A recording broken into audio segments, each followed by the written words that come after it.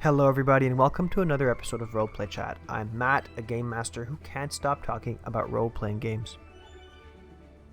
In today's episode, we talk about becoming a game master, and I'm joined by HappyCapster, aka Maria Moore, to talk about that. This is, however, an episode that's good for all listeners, whether you be a veteran game master, a new game master, or anywhere in between. While it will be especially useful for people who are looking to make that leap into becoming a game master, I think it'll be applicable to all of you. However, if you're a veteran game master and you know somebody who's looking to make the leap, perhaps you can share this episode with them, and it can be of use to them. So I do have a little bit of news to share with folks before we get to the episode, and one of them is of a personal note. So about 10 days before recording this intro message, my basement was flooded. Got about 6 inches of water pretty much everywhere. Thankfully, the damages weren't too bad, but it has affected me personally in my personal life, and it's going to affect the show a little bit. So because of the water that came in and the renovations that we might have to do because of it, I'm going to be losing part of my recording space, perhaps. There's actually, I'm not even sure. I shouldn't say that. I'm not sure. There's a lot of questions up in the air, and it's a lot of stress on me. So I think what I'm going to end up having to do is I'm going to have to miss a release cycle of the show, maybe 2.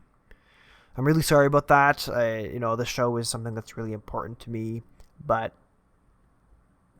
my house, unfortunately, has to take precedent over it. So I'm going to spend, some time. Obviously, the recordings of the show will come back, but I'm gonna take a little bit of time off. Like I said, probably 1 release cycle or 2 to kind of get back in the swing of things, to really fix the basement back up again and replace anything that was damaged that I need to help fix the show up and make sure that the show's quality doesn't suffer. And in fact, I hope this recording, I hope it doesn't sound too different. If it does, that's part of the flood consequences. But anyway, so yeah, if you do want to support the show, now would be as good of a time as ever. You can use any of the affiliate links linked down below, or subscribe to the Patreon. Your money, if you have any to spare, I would greatly appreciate it now. And I also want to take this time to mention that I have a new affiliate link, a new affiliate status with Adventure Dice. So Adventure Dice is a Canadian dice company. I'm also Canadian, so I'm happy to be partnered with another Canadian company, and they make all kinds of cool dice. You can use the code roleplaychat, all lowercase and all one word, at checkout, and you can save yourself some money. I think it's 5 or 10%, and also 5 or 10% comes back to me. So not only will you be saving money, but you'll be able to give me a little bit in return. So yeah, so those are the affiliate links, and I guess that's it. So without further ado, let's dive right into the conversation with Maria about making that leap into becoming a game master. Hello everybody, and welcome to another episode of Roleplay Chat. I'm Matt, a game master who can't stop talking about role-playing games. Today, I have the honor of being joined by a Twitch streamer, voice actor, and TTRPG content creator. They are the co-founder of the Goblin Society Games, an independent developer and self-publisher of board games, card games, and tabletop role-playing game material.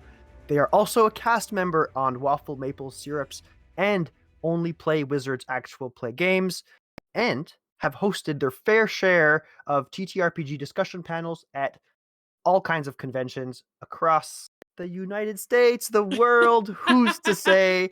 Please join me in welcoming Maria Moore to Roleplay Chat.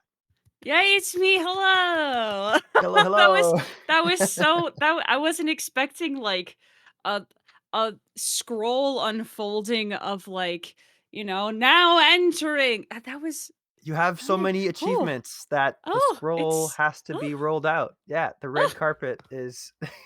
I'm having all sorts of feelings and we just got here. Well, yes, you just got here, and let's put you right in the hot seat, Maria. Why don't Okay. you say hello to everybody really quickly? Tell us a little bit about your favorite tabletop RPGs, your favorite systems, your favorite games.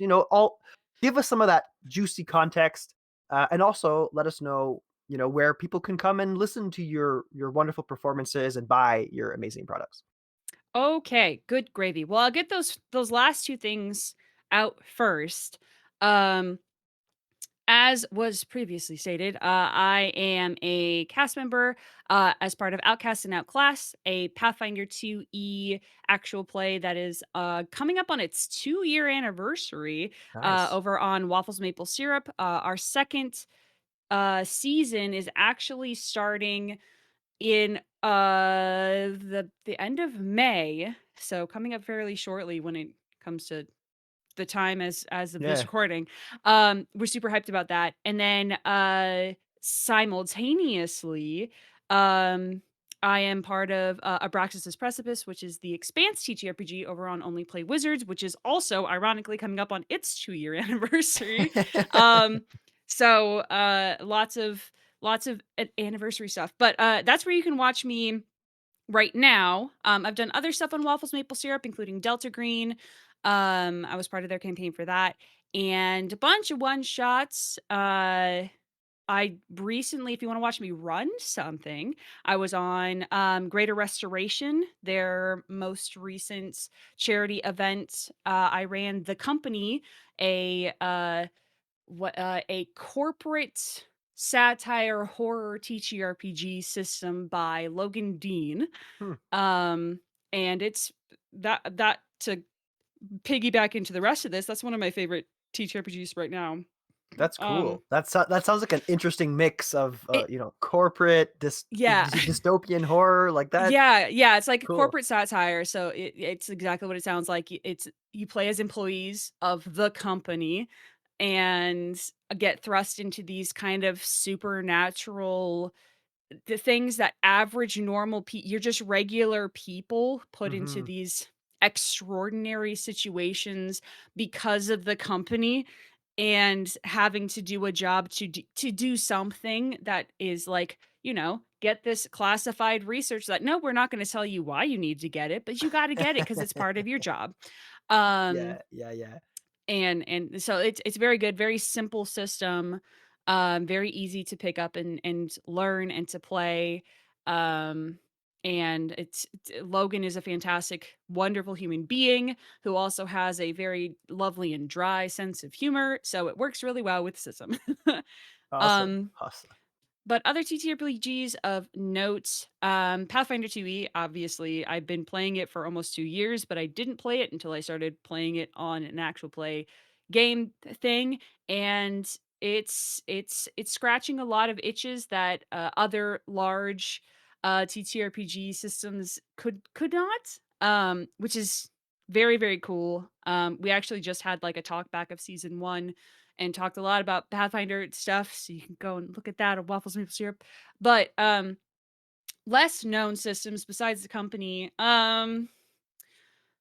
Let's see. Oh geez. I'm actually I have little figurines that my friend gave me of some of my characters. There's one called Fear Itself, which is a bunch of different like horror based scenarios. Um, is it Gumshoe? I think Oh, is yeah, the that's a good one. system.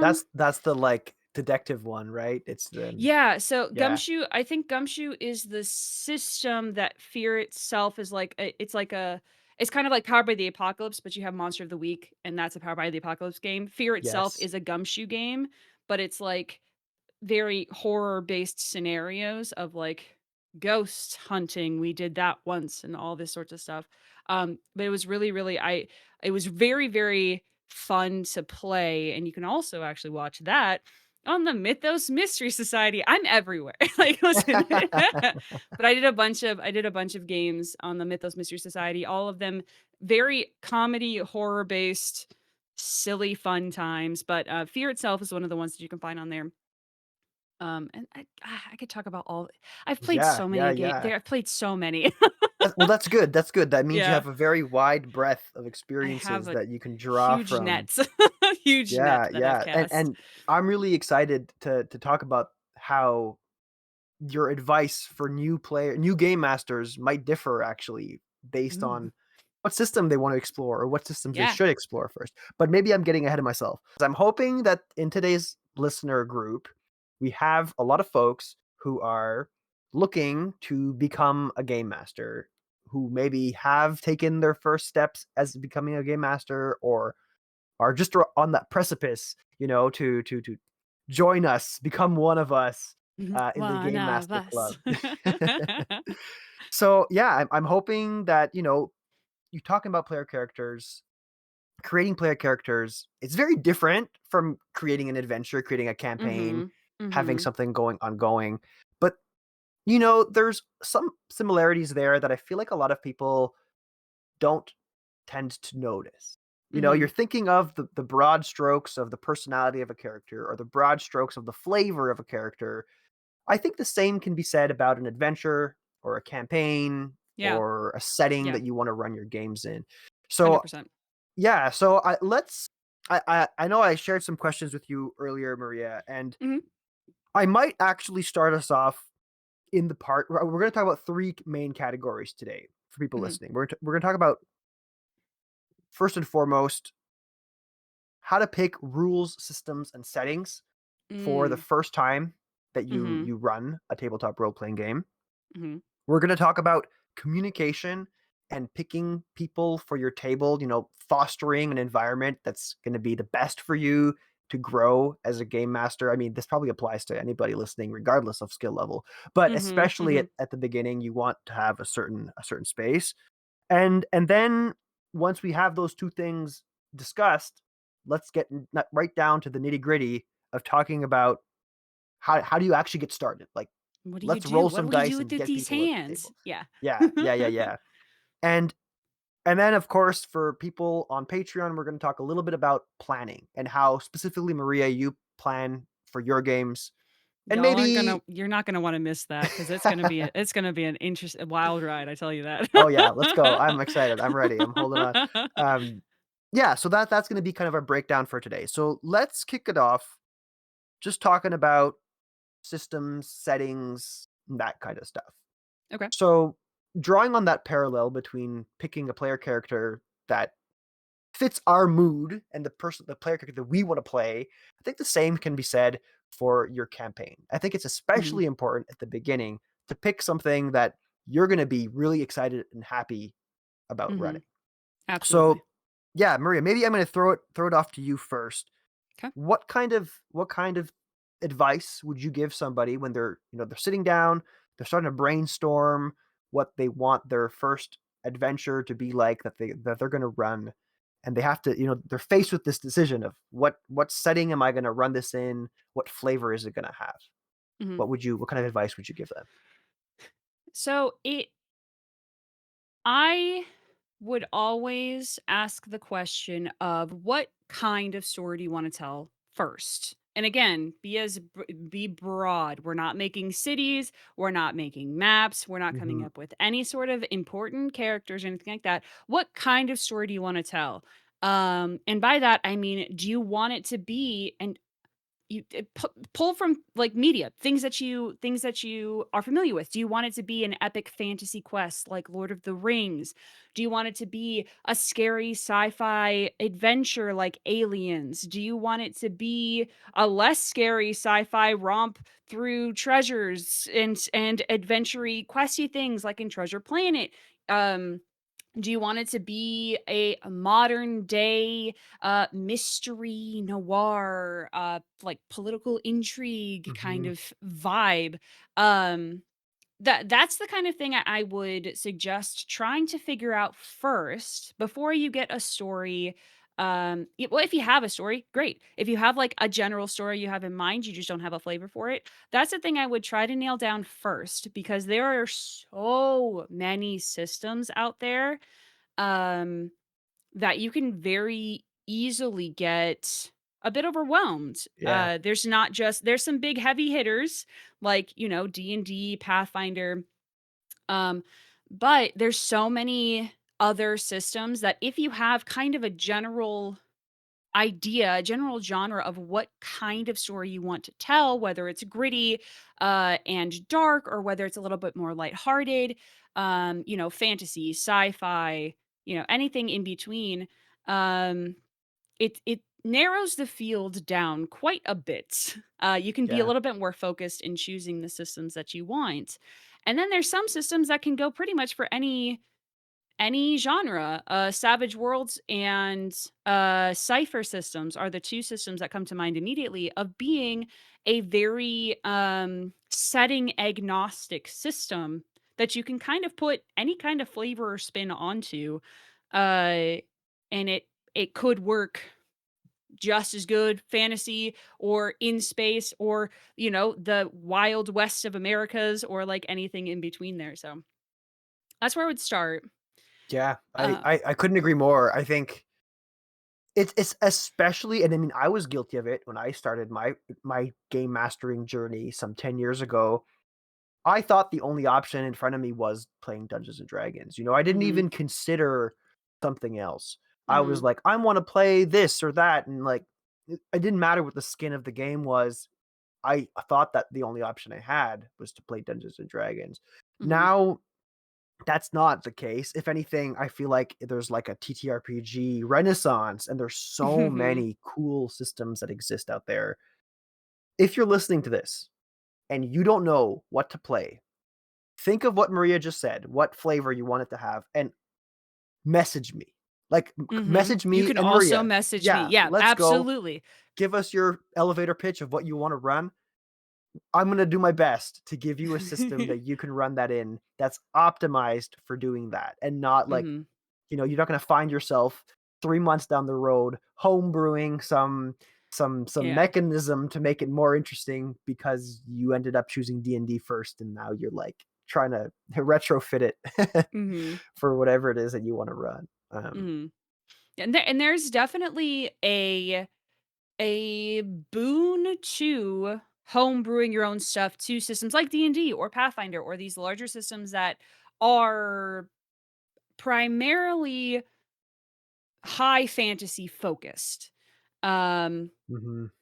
if you're homebrewing things, and there's been so many people that have made their own rules, their own settings and systems and such as that, that you can absolutely use and borrow from to make it fit if D&D is the system, the mechanical system that you enjoy, that it makes sense to you, and you have a lot of fun with the actual number system of, like, D&D or Pathfinder or something like that. Uh, there is n in it's what frustrates me a little bit about the teacher community as a whole, or the space as a whole, is there's nothing wrong with taking a system you really enjoy and making it into, home brewing it till it's not really quite the same as Yeah, it was yeah, yeah, before, but yeah. that's okay if so long as it's fun for you and fun for your table.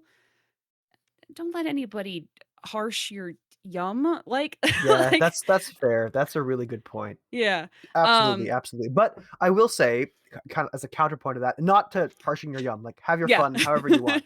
Yeah.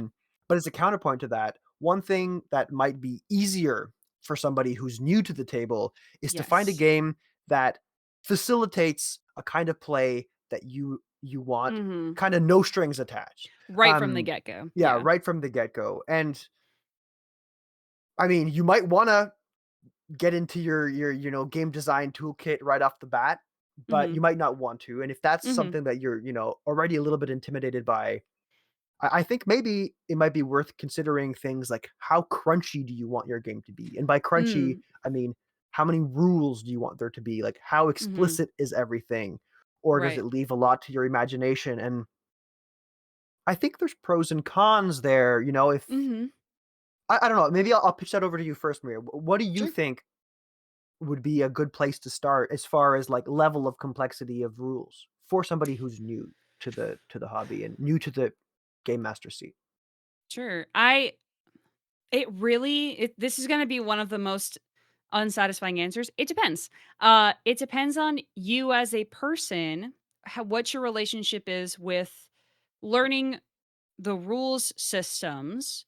And again, going back to what kind of story do you want to tell? Mhm, There are the two kind of examples of TTRPG systems that I'll give are one is very um mechanically light in its system, and one is very mechanically heavy in its system.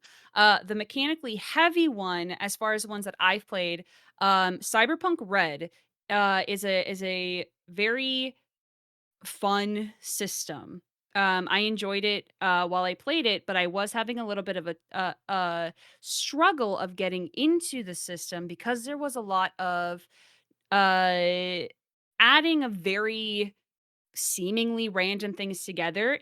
As someone who had never touched it before, never played it before, it Hmm. felt like, why aren't all of these already added up already? Why do I have to do all this in the moment? Um, but, so that's one side of it is, the or like Pathfinder First Edition is also one that comes up a lot about being fairly number crunchy, Yeah. a lot of steps to take before you get to your resolution. Um, so that's kind of one end of it, which is still a fun end if that's a Hmm. kind of game that you like to play. The Yeah. And other if I can interrupt you really quickly, and then Sure, we'll go go for it. back to the other end. I Yeah. think you're 100% right. Those games are very crunchy, Mhm. and for people listening that might not understand, even if you like, you might not know if you like crunch or not. Mhm. If you don't, I think the perks of having a crunchy system is that it's all written down for the most part. Yes. So if you Yeah. encounter a situation and you're perhaps intimidated in coming up with a ruling or an interpretation of rules on your own, it's probably going to be covered in the Yeah. crunch somewhere. Yeah. You don't want to bog down your game by looking stuff up all the time, but at least it's there, and you Mhm. could say, "Hey guys, let's take a 10-minute break, go to the bathroom. I'm gonna figure this out," and Mhm. hopefully the rules have it covered. So that's maybe Yeah. a perk of Yeah. crunch, and then I'll Yeah. I'll I'll do the same thing later. I'll give a Yeah. perk for flowy, flexible stuff too. But Yeah. I do think too, a lot of the as far as that at least in my experience, there's a lot of either official or fan-made cheat sheets for crunchy systems that have, like, the basic here's the basic, like, spreadsheet one-pager of, like, these are the essential things, maybe sometimes with, like, page footnotes for, like, the mhm, actual handbook or something like that, that I find to be kind of invaluable because, like, as a player, I don't necessarily also want to be rummaging around, some fairly substantial rule books. yeah, yeah, or as a game master too, right? To like staple that or tape that to the back of like Yeah. a makeshift GM screen so that you Mhm. kinda have that Yeah. there. You have, Yeah, like you have a skeleton, and, like, yes. there's always gonna be moments where there's, like, very specific rulings of, like, this very, very specific thing, and, that going into the book to find a rule is not the end of the world. Um, on the absolute counter side to that, the flip side, uh, again, this is, of course, my opinion, is the Quest TTRPG. Quest is an exceptionally rules light variant, in my opinion, of like what D&D could be. Um, it is a fantasy based setting, and I'm fairly confident the only die you roll is a D20. Okay, cool. I've Um, never played Quest, so I but played I've it heard in good a things. one shot. Yeah. um, but it is one that is much more heavily reliant on a narrative table because there's not a lot of uh mechanical as far as like mechanical like pass or fail is like dice rolling and things of that nature. There's not really a lot of modifiers you need to add to anything or number crunching or anything like that.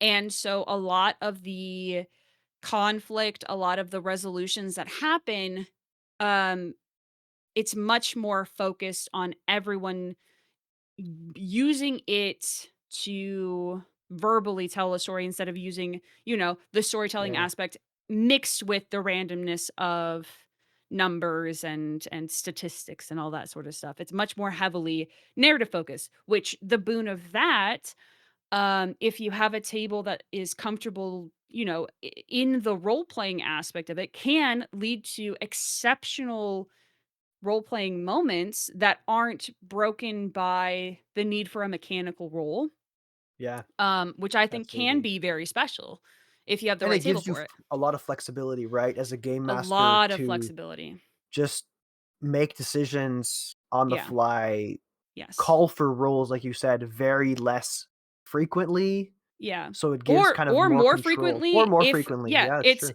it gives it like it's exactly what you said. It's giving the person running the game a lot less stress of having to remember like 5 excuse me, 5 pages of rules. Mm-hmm. All you have to remember is if you want if this seems like something that might have the odds of not going out well, ask them to roll a die. And there's only one die they have to roll. There's only one thing they have to remember, and there's only one thing you have to remember. Yeah, absolutely, absolutely. So yeah, it abstracts that to like its Mhm. most rudimentary level, which is Yeah. sometimes what you want, sometimes what you Yeah. need to get over that hurdle of getting in front of your friends and Yeah. trying it out.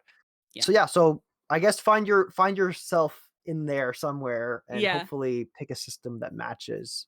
There's absolutely a system out there. If you that one of my biggest suggestions and pieces of advice for people, especially if you're new to playing or running TTRPGs, if well, it goes for playing as well.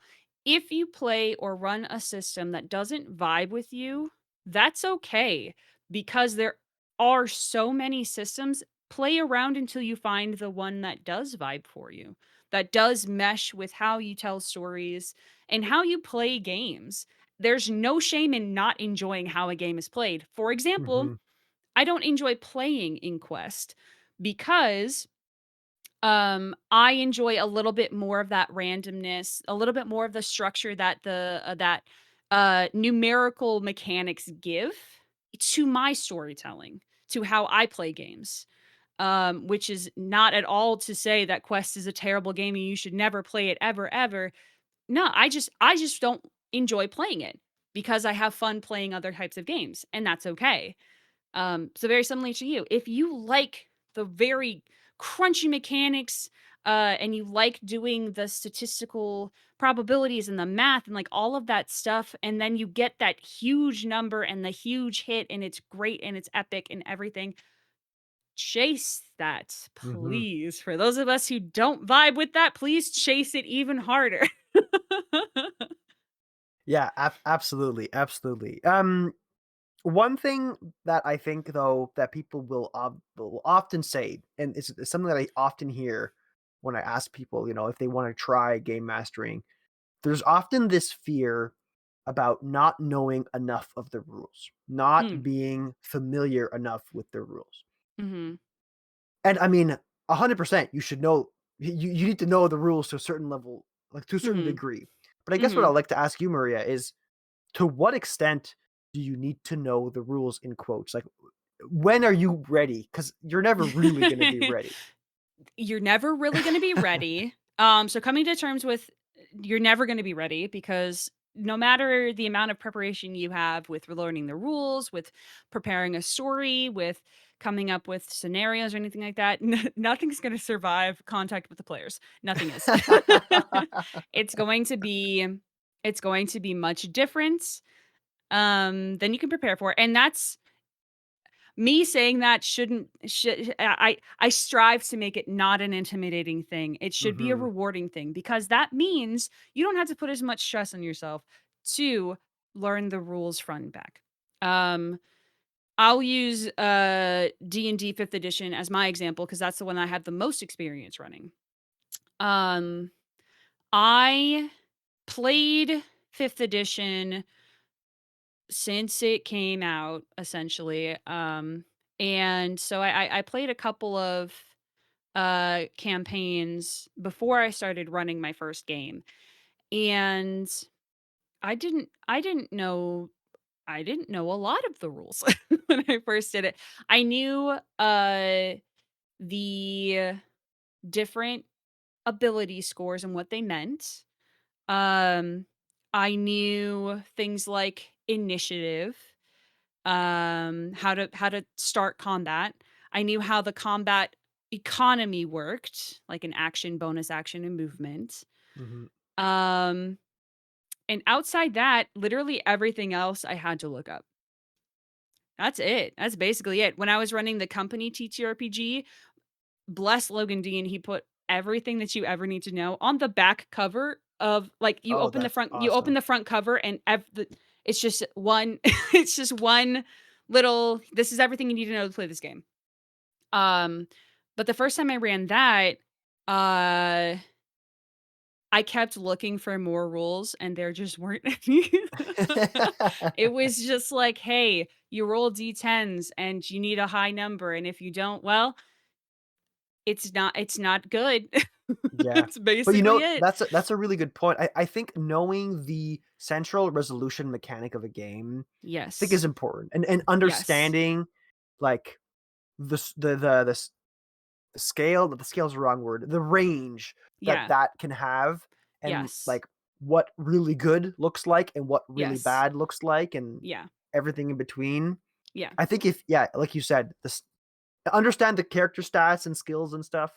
Yeah, like, why would you be asking for a constitution check? Mhm. Why would you ask for, a kind of check? So, like, one thing that I think is really great, especially in D&D, because, again, that's the one I'm familiar with, but in other systems as well that have, specific skills that a character can learn and pick up and things of that nature, put points into, or however they do it, um is if a player is describing something their character is trying to do, uh try to find try to find a skill, if you'd like, that could be relevant in that situation. So if they're trying to jump over something, well, that could be an athletic skill. But also, if you're running a game for players who have played in games before, maybe not with you, but who have played in games before, who kind of are at least familiar with the system, you don't be afraid to lean on your players a little bit and say, okay, you're trying to do this thing. Um, I think that this would be an acrobatics check, but if you can come up with a good reason for it to be a different skill check, have them make an argument for it, and if it sounds plausible, I'd say give it to them. Yeah. Um, because again, the players are gonna be they're thinking through their characters. They can be so creative about how they wanna do something. Now, if they're trying to jump over, like, a cliff and they're trying to charm their way over the cliff, that's not gonna fly. Like, it's not gonna work too Yeah. terribly well. Yeah, yeah, yeah. But, if they say, "I want to try to see, if there are, any roots growing between the cliff ledges that I can grab onto."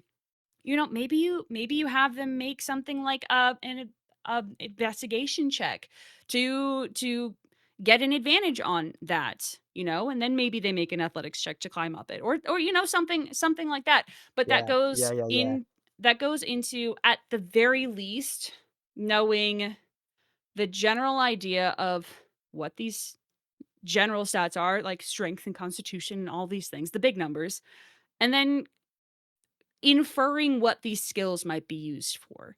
A lot of the times, like, skills can be a little bit everything can be just a little bit malleable, even in, like, super crunchy games. Because at the end of the day, the rules are there to help you tell a good story and Mhm. to help you have a fun game.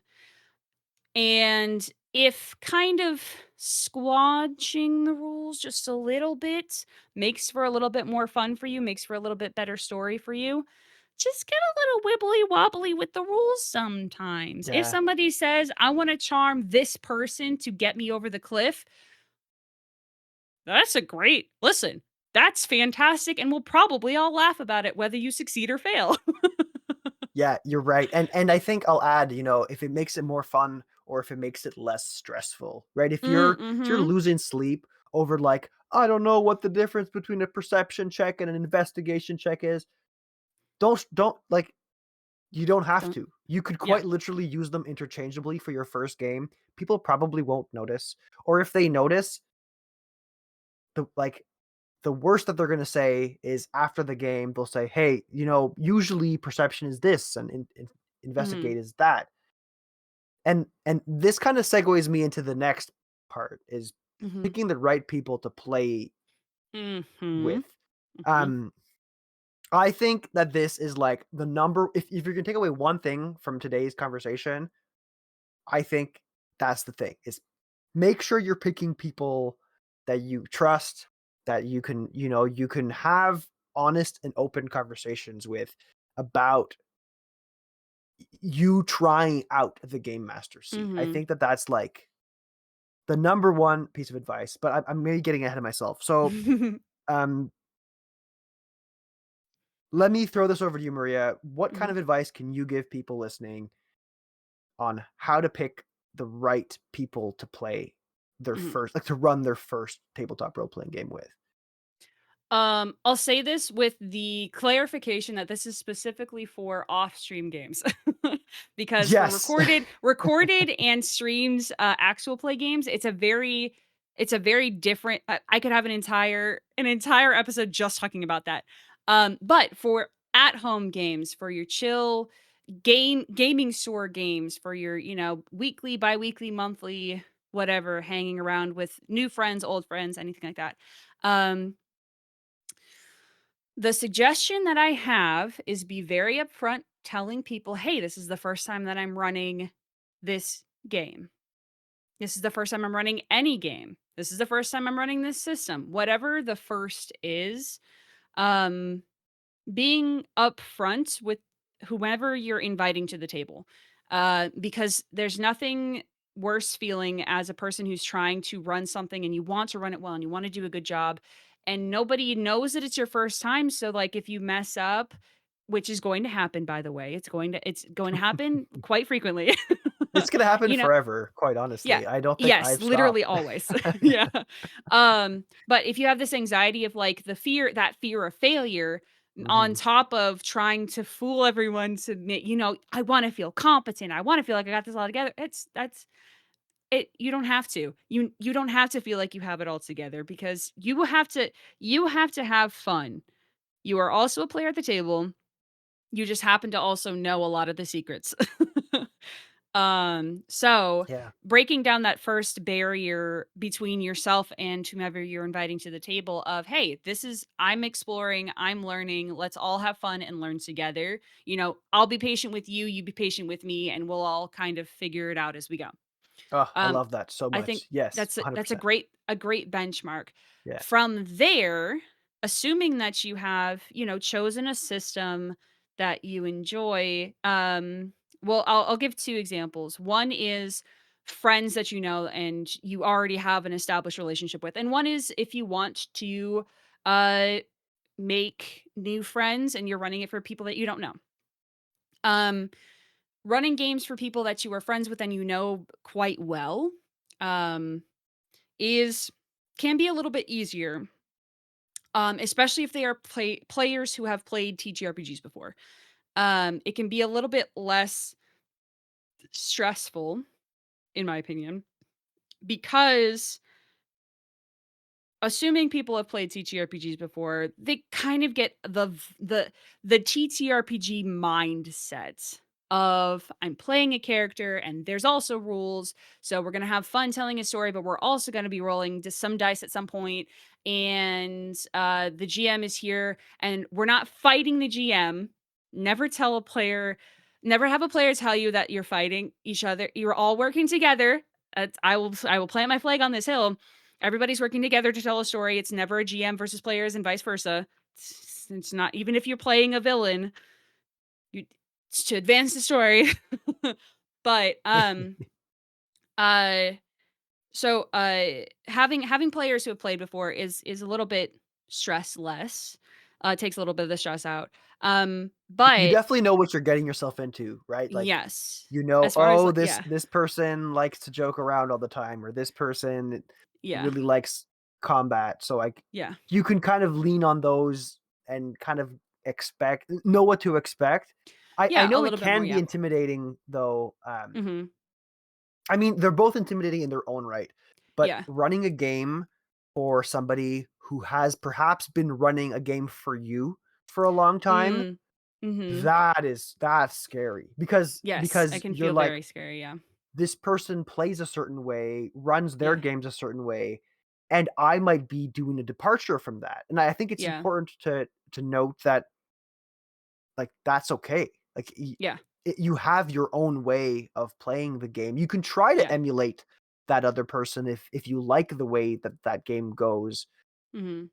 but, like, don't feel the need to duplicate it. Like, you can be your own Exactly. person, and Yes. everybody's gonna respect you for that, you know? Like, you're Yes. going out there playing a game, Mhm. they're not gonna your friends are not gonna hold that against you.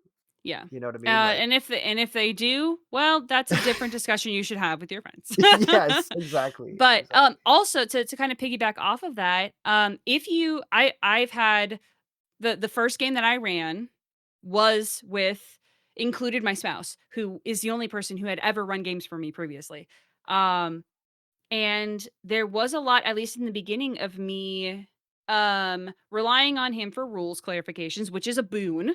Yeah, But then absolutely. also the downside is my players started relying on him for answers and clarifications to things, and at that point, there was more discussion around the table, of like, "Hey, I know that he knows a lot of the rules, and that's great and cool and awesome, but also come to me first, and if Hmm. I have clarification questions, I will go to somebody who knows." You know, having those open discussions, especially with people that you already know and trust, it can feel weird.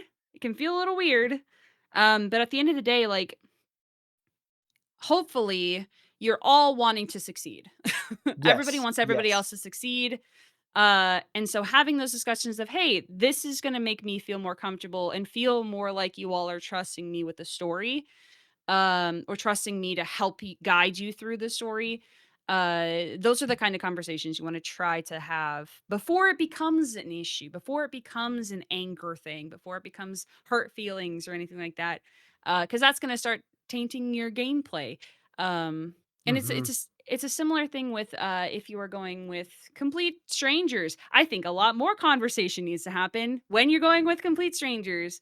And there's various ways you can do that. There's um, websites that you can go to, your local game stores.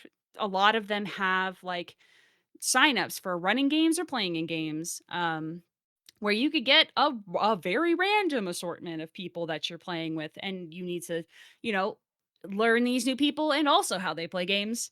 Um, Yeah, but that can be that to me personally is a little bit more intimidating than playing and running things for people that I know sometimes. Now a little bit less so, but when I first started, I you could not pay me enough money to run games for strangers. yeah. You There's could not. definitely like this layer, right? It's like Yeah. there's a person putting on the skin of another character to play at a table with me, and Mhm. there's what's the social etiquette there? How does that Yeah. work? Do I need to get to Yeah. know this person? Yeah, absolutely. Yeah. There's definitely there's a whole other slew of stress factors I think associated to that. Mhm. Mhm. Um, but I like how you said like be really upfront.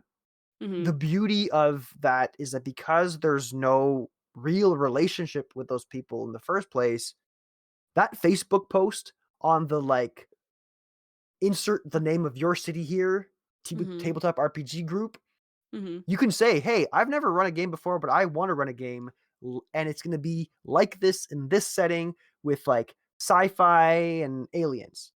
And Mhm. like, I'm looking for people who are going to join my game Mhm. and not be too critical of Mhm. my While first I'm attempt. learning. Yeah. Yeah, Yeah. it's so because you don't know these people yet, it gives you this like I know for me personally, it gave me the pass to be maybe a little bit more upfront and like to the point than I normally would Mhm. be in other social context situations with like my friends and stuff. Yeah, So because it's if people are coming to you, like, if you've put out the call and people are coming to you, if you've been very upfront in that call of, "I've not done this before, but I do wanna try it," then people are coming presumably because they know that you haven't done it before, and yet they still want to try.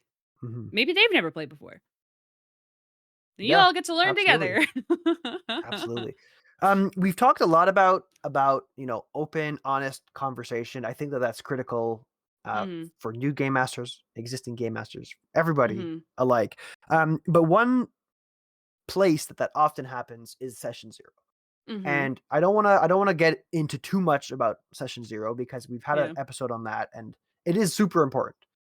But for agreed. people who don't know much about it, session zero is effectively the first time you meet up. You're going to go through things like safety tools, talk about expectations, talk about the setting, maybe create characters together, that kind of stuff. You're going to go Mhm, over the social contract of playing the game. mhm. If you're a new game master, outside of the stuff that we've already mentioned, is there anything, Maria, that you feel like should be part of that session 0 checklist that wouldn't otherwise be there?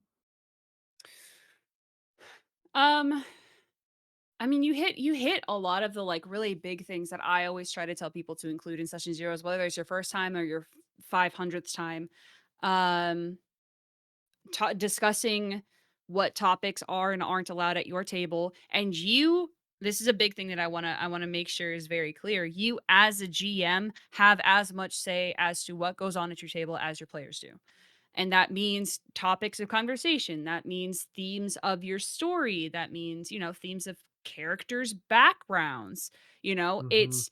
It's sometimes like players have in their head of like, I want to have this like gnarly background with all of these sorts of things and X, Y, and Z.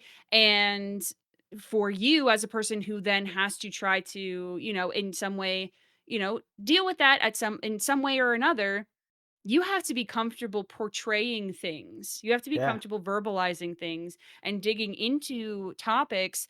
And if your lines are crossed, that's a problem because again, you at the table are a player. You are a player just as equally as everyone else at the table. So just really this whole thing to stress like make sure that your lines, your veils, your boundaries are also maintained in the session zero and heard just as loudly as your players.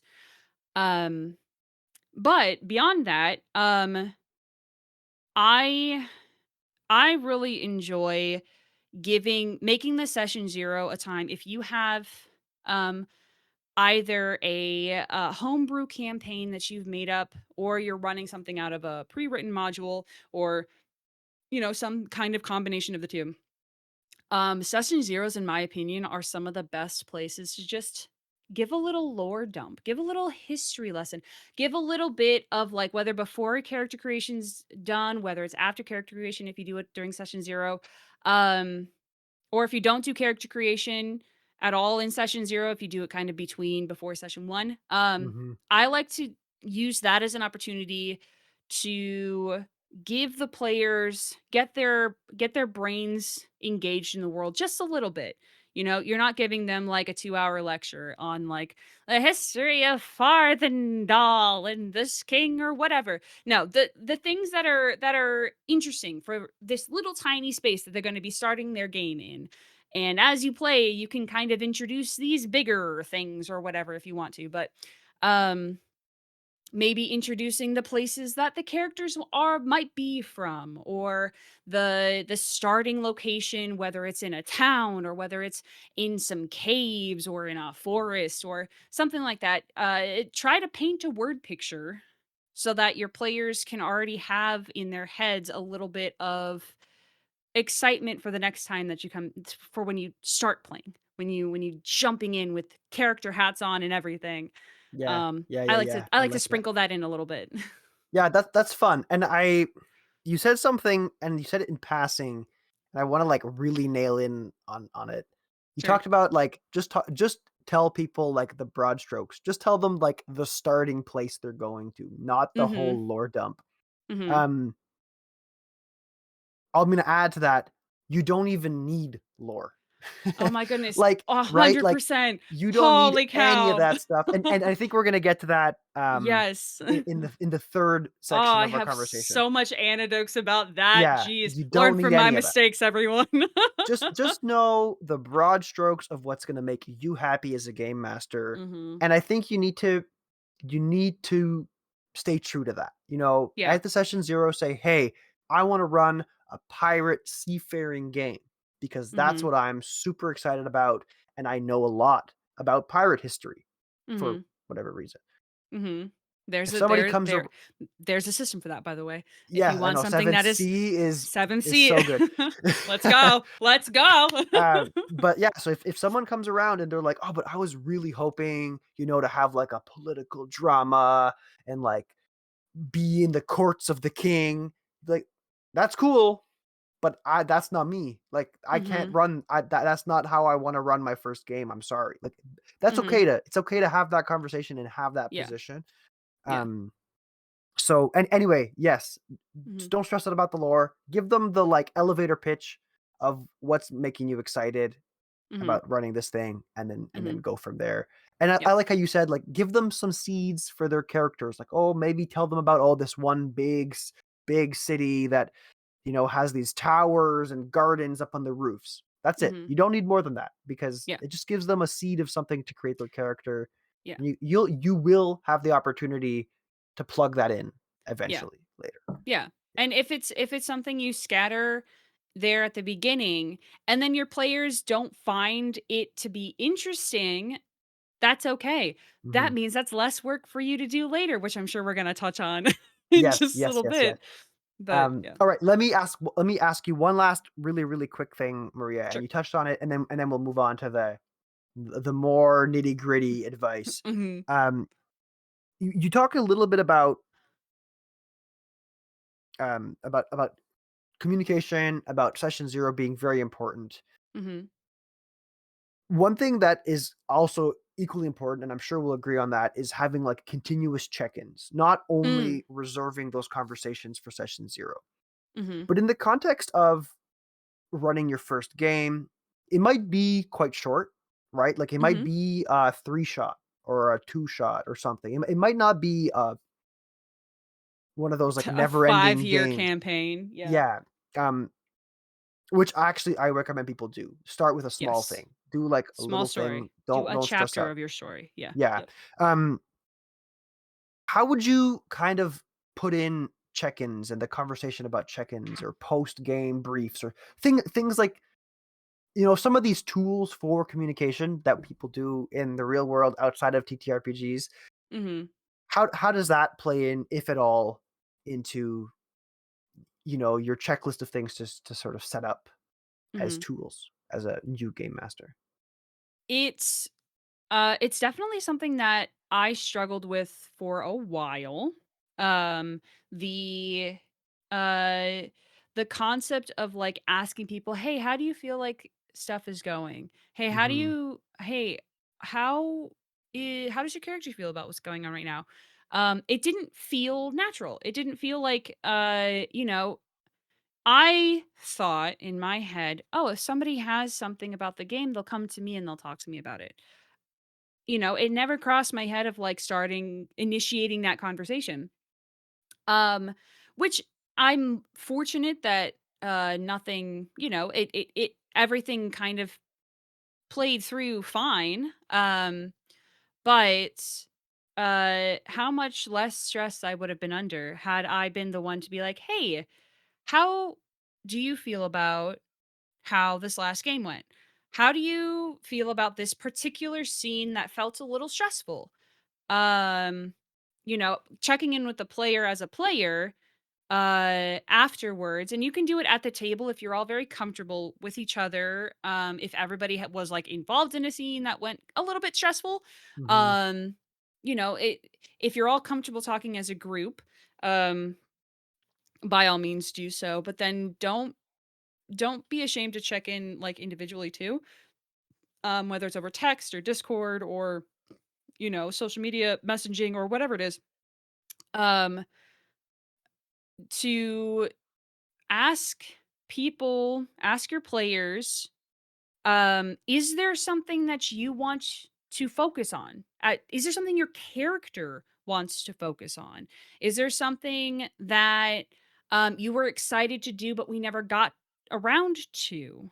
Um, there's a an after game, like an aftercare thing, that I've used a couple of times in other games, or we've used it as players, called Stars and Wishes, which is after a session, or after a couple sessions, or after a chapter in your game or whatever. Um, you, as players and as a GM, because you are a player as well, um, you list off one or more things that you thought were really great. You want to give a gold star to. You want to make sure that highlight of like, this was a really cool scene. This character choice you made was really cool. This NPC, I hate them, but they're so awesome. Gold stars all around. And then wishes are exactly that. Things that you hope for in coming sessions, or like the next chapter of events, or like, one game that I played, I was playing a magic user, and one of my wishes is, I want them to not be able to use magic and have to deal with that. I want them to, because they've relied so heavily on their magic, Hmm. I want them to have to deal with the possibility of them not having magic, and how is that going to affect them? Um, how is that going to affect the character, the world around them, all of those things? Um, or wishes of like, I want more combat.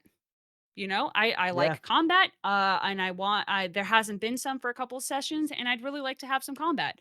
Um, and whatever in between things. One of them might be I want to smooch this centaur, So, anything in between that. So that's a if you yourself aren't comfortable with just like initiating that, like, so how are you feeling now? Um, doing something that everybody is expecting, every set after every session, being like, all right, everybody, I'm going to send you the stars and wishes. Just get them back to me. If you have any, and be okay if your players don't have any, it's okay. Yeah. Um, Yeah.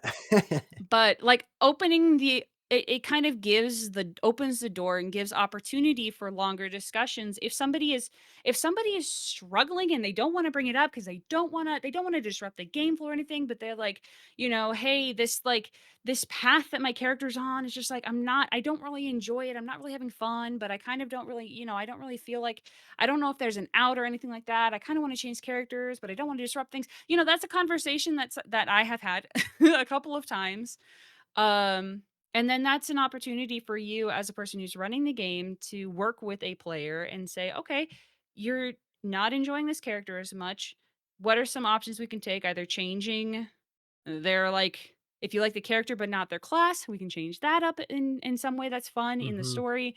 Or if you don't like the character anymore, well, we're gonna find some way to get him out, and we're gonna find a new way to get your new character in, or things of that nature. But it starts with having breaking that, for a lot of people, for speaking of myself, that awkward bubble of, "Hey, how do you like this thing that we're doing? Hey, this thing that Yeah. I've put a lot of time and energy and sweat and blood and tears into. Hey, how do you feel about it?"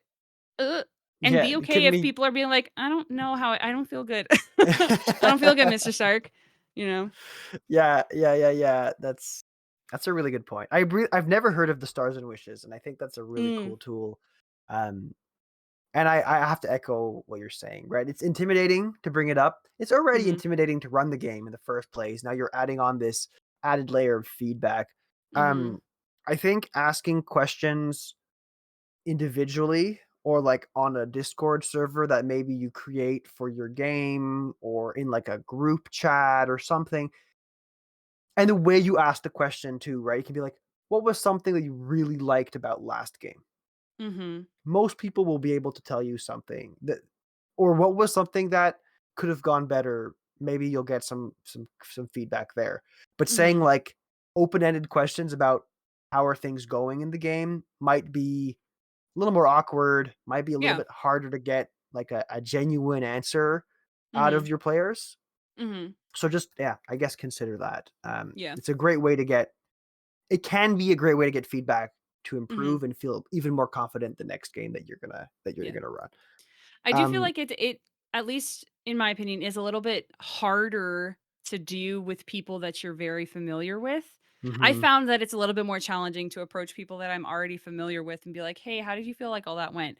Um, as opposed to going to complete strangers and being like, "So, give me your feedback about these sorts of things," because like in my head at least, I feel like there's these like there's already these social understandings of you and your friend group. And so, like, trying to balance, like, no, I'm not actually joking, or I actually do want, like, honest feedback, not like a jokey answer. I actually do want, like, honest feedback. yeah, That yeah, it's yeah, it's sometimes in my head, I get in my own head about it, like, I don't are they just gonna tell me that, "Oh, of course it's rad and everything you're doing is rad because 'cause you're rad and you're so cool," and, like, all these sorts of things, or are they gonna give me, like, a, "Well, actually," kind of answer, mhm, you know? So don't let yourself get in your own way. Is yeah, the absolutely. if you hear nothing about this entire episode, don't get in your own way. You are capable of telling incredible stories. Don't kid yourself. Yes, yes. And so with that, let's assume we've convinced the listener, we've convinced you to run your first game. Let's Now go. now what? Now what do you know, you Now you you you gotta have an do it. idea. Yeah, now you gotta do it. Um, let's assume, you figured out a way to have a session 0. Maybe you've already had a session 0, and now you're coming back to listen to this part of the episode where we're gonna hopefully give you some tools for your tool belt to run that first series of, like, 3 or 4 games. Mhm, Um, maybe the first question I'll ask you, Maria, is mhm. should that be a pre-written game, or should that be something that someone does on their own? Where does that kind of come in as far as creating, running an adventure goes for It you? depends. So, when I started running my first TTRPGs, I thought, "I don't wanna run something someone else has run. I'm gonna make everything from scratch. I'm gonna make everything. The world, the stories. I'm gonna make maps. I'm gonna make continents." I did everything, which is fine because I got into a hyperfixation mood and cranked out 3 continents in a month. So, like, and it turns out it was good for me. The issue that I ran into was, when it came to, like, making the story. I could make the world all day and all night, but coming up with a story to tell was a little bit Mm, more hard. Um, so as far as what you do first, it depends on how much prep work you wanna do ahead of time, honestly. Um There are some really exciting adventure modules out there for a lot of different systems. There's some that require a little reworking as you play. There's some that you could do from like start to finish, and it's pretty easily laid out. I always suggest if you're going to do a pre-written thing, absolutely go for it. Do it. There is some pressure taken off of not having to make an entire world, and not having to make random NPCs, although you probably should have random NPCs, just like a list of names, just off to the side. Just get your players are gonna go into that one random house that you just offhand mention, and they're gonna ask who the person is who owns the house. Just have a list of names. Um, but there is a lot of stress taken off at the start if you have something pre-written. If you have like, to use D&D as an example, Curse of Strahd, it's kinda all mhm, written there for you already. I would recommend you kind of read through it to get a general idea of what in the world is going on. Um, but knowing if your pre-written system is like an open world, they can kinda go wherever and do whatever, or if it's a very laid out railroad of, they do this thing and then they're gonna end up by way of the story, end up here and do this thing. Have a general idea of that before you get into a pre-written thing. The benefit and downside of doing homebrew, which is, if we've been saying homebrew, if you don't know what homebrew is, it's literally you make your own things. You make everything yourself. Um or you, like, the hodgepodge stuff or together you from. yeah, you take things from so many different places that all of a sudden it's something completely new. Um the benefit and downside of doing that, the good of having a homebrew setting and a homebrew story and everything is from your own brain, you know it better than anybody else in the entire world. Mhm, So when it comes to having to BS your way through stuff, it can be a little easier because you already have an understanding of the world and of very prominent things in the world and such. The downside of that is it's a lot of things to be in your head. yeah. It's a lot of potential notes that you take. It doesn't have to be. It doesn't have to be, but for me, it was 3 continents. Yeah, and it can also become this, difficult thing where you're so excited. I know I was so excited about the thing that I had created that Mhm. I just, like, vomited out information Yeah. almost too much information Yeah. at certain points. And Mhm. what I was a tour guide back in my previous life as a student, and one of the pieces of advice that they gave us as tour guides was, you know so much more about this thing than the random tourist coming to talk to you about this thing. And when Mhm. they ask you, "Hey, what's this building?" They don't want you to like recite the essay you just read about the building. Mhm. They want a two-sentence description of what that is. And if Mhm. there's a twinkle in their eye still, then maybe you give them two more sentences. And you Yeah. like slowly spoon feed them pieces of information Yeah. until they've had their saturation point. It's the Yes. same thing for running a tabletop It's RPG. exactly the same thing. But you also use that, whether it's pre-written, whether it is, homebrew, use that to your advantage as well. Because when you're preparing, whether the entire, like, skeleton of the story or the session by session or anything like Mhm. that, um you don't have to have every city on the map figured out. You don't even have to have the entire map filled out. You don't have to I There were some cities I added to my maps as we played because Yeah. they just happened to show up in the games and I didn't have them prepared. I didn't even have a name for them. I didn't know there was going to be a town in the middle of this field here, but here we are. Now it has a name and now it has a population size of like 1500 or something and their main food source is sheep. Yeah. That's I and ho voila, now it honestly, exists. yeah, I have a lot to say about that stuff too. I think Mhm. I mean, maybe we'll get back to that in 1 second. I'm gonna go back Sure. to the prefab versus homebrew. I Sure, sure, think sure. yeah, so for me personally, I would recommend somebody trying their first game to not worry about a prefab adventure. I know, Mhm. especially if you're buying like a starter kit or something for whatever system you're using, there's Mhm. usually a pre-made adventure that comes along with Mhm. it. But I find that that creates this added burden on you to familiarize yourself with somebody else's content, to Mhm. slice and dice it to fit your table, which you're going to have to do, right? Because a lot of these prefab adventures have a scale of from 3 to 6 players, but the combat scenario is the same. Like Mhm. it Mhm. doesn't care if you're 3 or you're 6. It's just the same Mhm. monsters that you're fighting. So like you might end up finding yourself in situations if you use pre-made adventure modules where you have to make split decisions on balance, like to balance the game, Mhm. which I know I wouldn't be comfortable doing if it was my I first was time running. so scared about combat when I was first running. I had no idea what was a Yeah. b balance encounter, what was gonna destroy my players. I had So no just idea. make your own stuff by looking stuff up, quote unquote, borrowing free content. It's free anyway. Free Yeah. content from tabletop RPG creators. Maybe they have a Patreon that you can subscribe to for like Mhm. $2 and you can get a cool Or, pack like, of maps or drive whatever. through drive Or through drive RPG, through. get like a $2 monster stat block thing.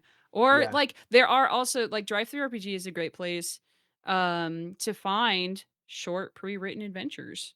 Honestly. Like and of course if you're going to go with someone else's work, um you know, you can, especially if it's for like a home table and it's not going to be publicized anywhere, don't try to knock it off as your own thing, but if there's something in, like, a specific pre-written thing that someone else has done, you like, "I really like this vibe," but like you were saying, it doesn't maybe it doesn't fit exactly right, take the idea, maybe put some new towns into it, maybe, Mhm. like, you know, turn it into something that fits into your world if you have a world already, and you just need, like, a scenario to get you into the world.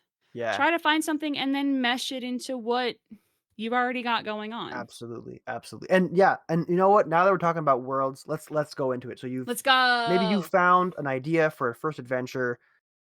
I'm a big proponent of starting small. Like Mhm, mhm. start I mean, have fun with it. If you want to sit down for 3 months and world build, that's cool because that's what I did Yeah. too. But but know that that's not an obligation for you to start your game. Yeah. Honestly, if you can come up with a starting dungeon or a starting town and that's it, Mhm. you've got your 2 hours, 2.5 hours of gameplay Yeah. just You've got there. your 3 sessions.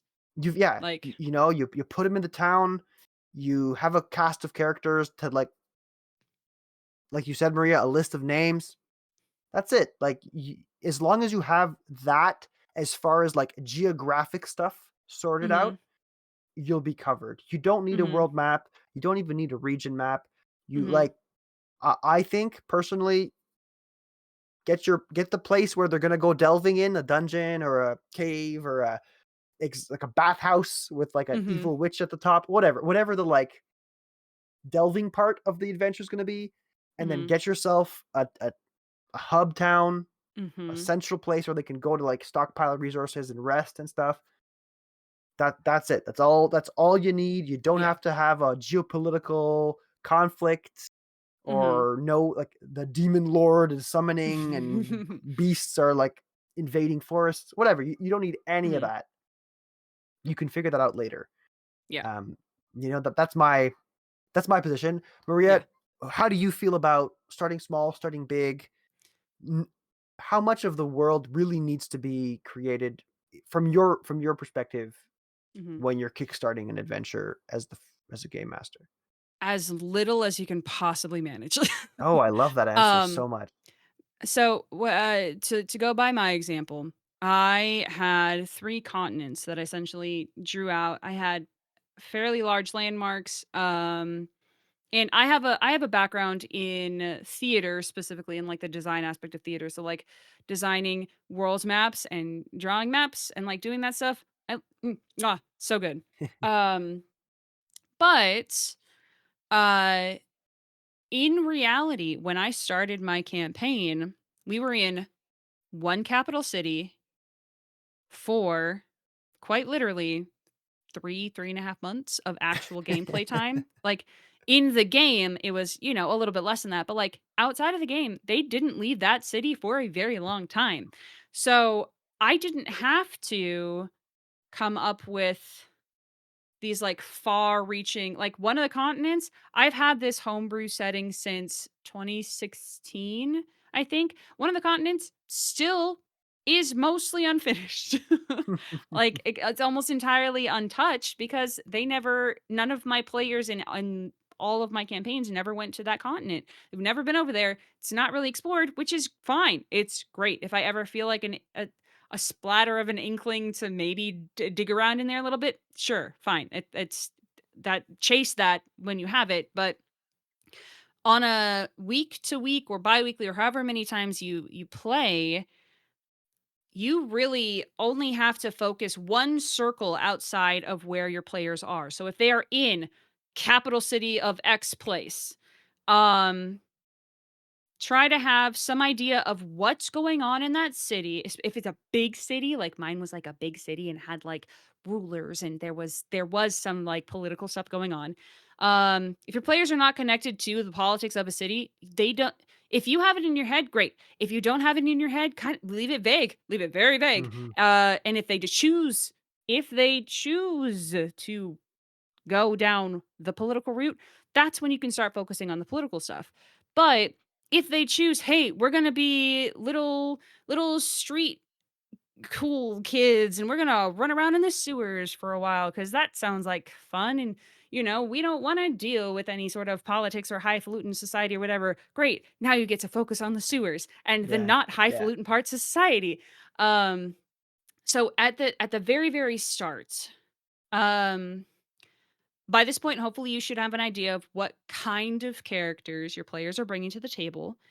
Um, Try to find some place that is the most, in my opinion, neutral place so that they can all kind of nobody feels like they're in too much of like a higher standing than another. I mean, that can come out.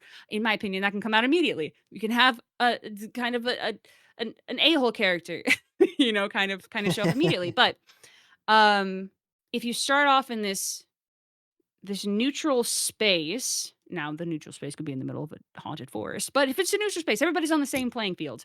Yeah. And then from there, build out just a little bit. It's exactly what you were saying about like the lore, like dropping lore and stuff. It's the same thing with the scope of the world.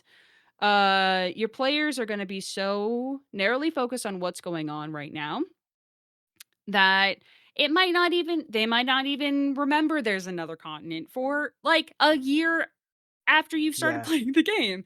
absolutely. Um, Start small, make your story start small, make your story be impactful, but low stakes in the I like moment. that. Yeah. Because Yeah. as your characters grow in power, in levels, in notoriety, in whatever, um, make the consequences and make the stakes grow with the scale of the world. So they might have to go on a dip if they get dipped into politics, whether they want to or not. They might have to go on a diplomatic mission or protection journey with some diplomats to another continent. And at that point, then you can start worrying about the city they're going to land in and then start building out from there. But it's like a ripple effect. You Yeah. don't have Yeah. to get 5 ripples down first. You can get that when they get to ripple 4. You can start working on ripple 5. So in that way you're not like doing what I did, which is I have to have all of these figured out so that know exactly what's going on at all. I had the political system across the ocean figured out, and they never the only reason it ever became relevant is because one of my players was the son of one of the nobles from across the country or Uh-huh. Uh-huh. across the ocean. And that's it. That's it. That's the only reason that they knew anything that was going on over there is because one of the players happened to be related to one of the people over there Yeah. and And I mean, and occasionally got a even bit. that, like, isn't super relevant. Like, I mean, it's Mhm. relevant to that character, but Yeah. it's not the only dimension to that character, right? So you don't have to. Correct. Yeah, yeah, absolutely. Yeah. And I really like how you said to keep the not only the geographic stuff small, but the story small and low Mhm. impact. I think if you're running your first adventure, it's fun, especially if you're the one writing your own adventure for like a homebrewed adventure. I think it's important for you to think about how it kickstarts. Like, Mhm. is there a fire in the town square because the fire elemental got loose again? And that Mhm. like kickstarts the investigation into how this keeps happening. Or somebody gets lost in a mine and you have to go find, there has to be Mhm. that um The inciting incident. the inciting incident. That's it. Yeah. Only the French word was in my head for some reason.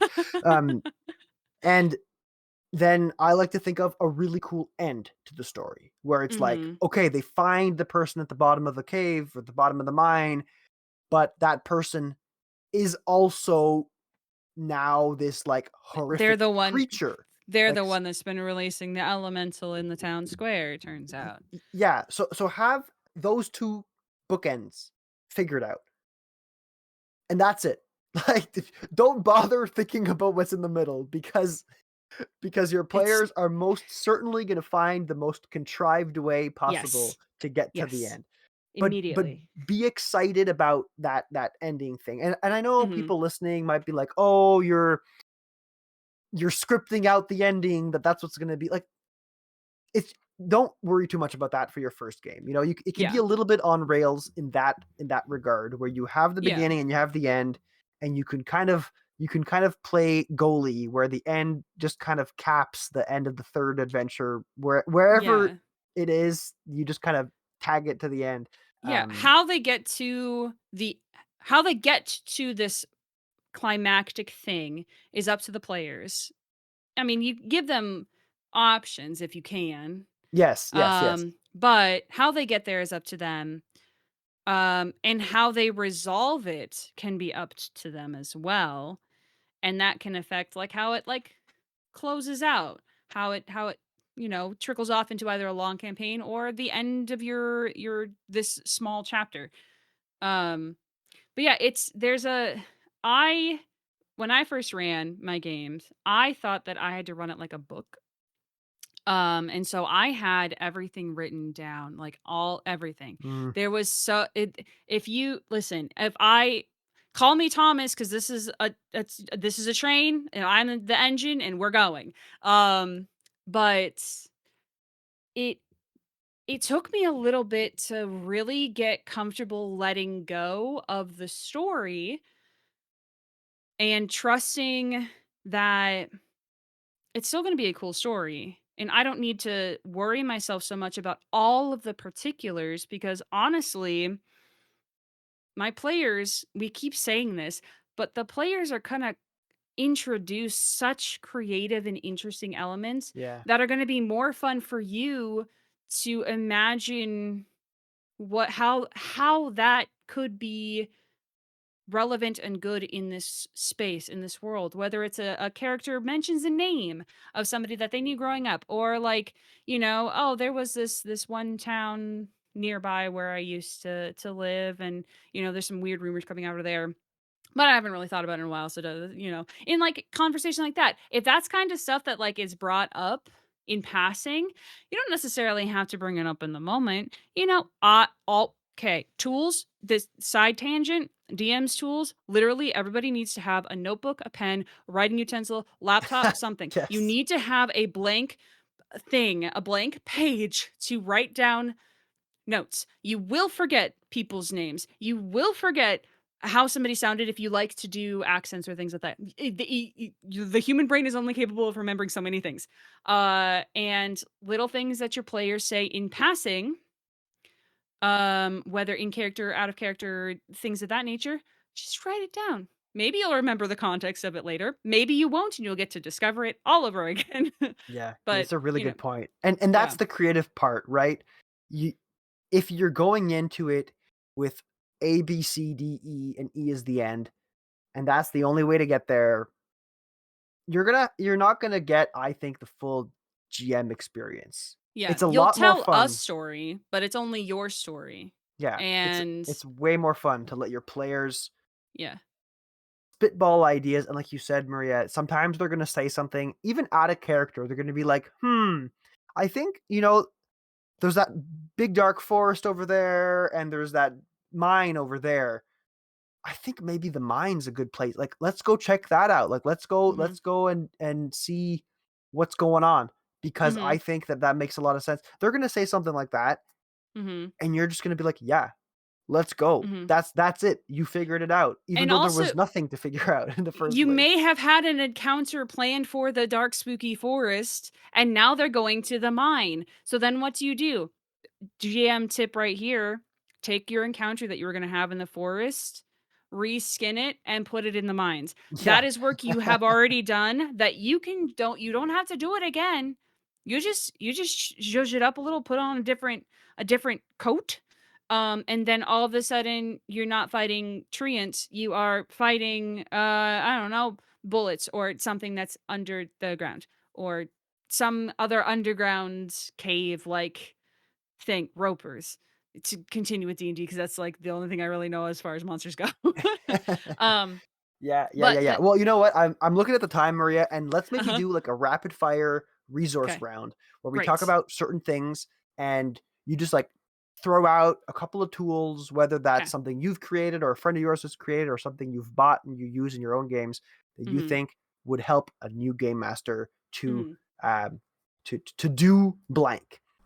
And you know what, Maria? Let's save that bit for the Patreon subscribers of Roleplay Chat. So we'll have that chat, and everyone else will see you on the other side. Cool. Well, so I think that covers the prep portion. So we're Mhm. now back into the regular episode. Mhm. If you wanted to hear what Maria had to say for how she prepares her games in her wonderful collection of stationery, you'll have to go find the Patreon for Roleplay Chat, which will be linked down below in the show notes, and you can subscribe to that to hear that added bit of content. But otherwise, we're back here now, and yeah, we had a great conversation about, getting over those pre game master jitters before you run your first games. I hope we were able to give the listeners some advice that maybe Mhm. you haven't heard before, or helped you convince yourself that you do have what you need to be a game master. I Maria, have yeah, I'll pass it over to one you as final your yeah, some final final closing thoughts. thoughts. Um, you may never get over the jitters. You may never I've never gotten over the starting GM jitters. But what I have embraced is that I'm gonna be nervous about it because I want it to be cool and I want people to have fun and I want it to be a good job. But I can almost guarantee that as soon as you start doing it, like even if every single time, an hour before session, you're a little bit anxious, you're having, the like, did I prepare everything? Did I do all these sorts of things? Once you start going and you're with a table that is as excited as you are to play, um, the nerves go away. Hmm. They really do. Um, and again, to circle back, just try not to get into your own head about how scared you feel about it, because if everybody's coming to the table to play, then you're gonna have a good time.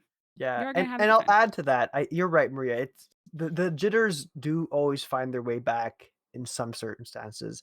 But Mhm. one thing that worked really well for me to feel them less, to feel the butterflies less, was to realize that I'm not responsible for the fun of the people at my table. They are Mhm. responsible for their own fun. Of course, Mhm. as the game master, you're in a uniquely positioned role to facilitate that fun. But I think at the end of the day, you're there to have fun for yourself. You want to be excited about that big bad. You want to be excited about that cool plot reveal that's going to hopefully happen tonight, Mhm. or show off the cool map that you made. But don't try not to worry too much about everyone else's fun. Like, they're going to have fun. They're here. They've subscribed to showing up and playing at your table, and if they really love role play, you can bet that the person who's going to love role play is going to speak up and have a cool scene because they're taking their own initiative to make that Mhm. happen. Or the Mhm. person who loves shopping at the store, they're going to use their moment in spotlight to talk to the shopkeeper and buy stuff at the store. Like, let Mhm. let them be responsible for the things that they care the most about. You can still be conscious of it and try your best to facilitate it, but don't lose sleep over it. Like, it's supposed to Mhm. be fun for you. So you have fun and Yes. let them have fun, and then Yes. hopefully you're Have less fun worried together. about it. Yeah. Yeah. Yeah. Yeah. Yeah. All right. Well, cool. So Maria, I really appreciate that caveat. I think that that's super important, especially to kind of round it out. Mhm. Why don't I pass the microphone back to you again? You can say goodbye to the listeners of Roleplay Chat. Remind us where they can find you and your content. And if you do have any last, additional parting words as it relates to this, you can also say them now. Mhm. And yeah, and thank you for being here. This was a fantastic conversation. Thank you for inviting me. It's always fun to talk to people and realize that, oh hey, I actually have more to say about this than I ever think that I do. Um but uh yeah, there's so much that can still be talked about GMing, about tips and tricks, and everybody's got their own way of doing it. So my very last thing to say is find your unique voice. To emulate a little bit of what Matt was saying earlier, you can try to pick parts of what some GMs do and do very well, and that's totally fine. But once you find something that you enjoy doing, or a specific way that you like doing it, really just go for it. Don't be afraid to tell your own stories your own way. Is really the cap to end this perfect thing, whatever you put caps on. But as far as for me, places you can find me everywhere the internet is sold at HappyCapster. I am a variety streamer on Twitch. You can also find me on YouTube doing some things there. And around the TTRPG space, primarily on Waffles Maple Syrup every other Thursday starting next week. Um, for Outcast and Outclassed, and then most Wednesdays on Only Play Wizards, playing Abraxas's Precipice, the Expanse TTRPG, and then one shots here and there, and podcasts here and there. Just look at my socials, and you'll figure out when and where those things are. Yeah, And and that'll be all also in everywhere. the show notes. Yeah, so go look in the show notes for all the links for all the great stuff we talked about, including all of Maria's projects and actual plays and all that good stuff. You definitely don't want to miss out.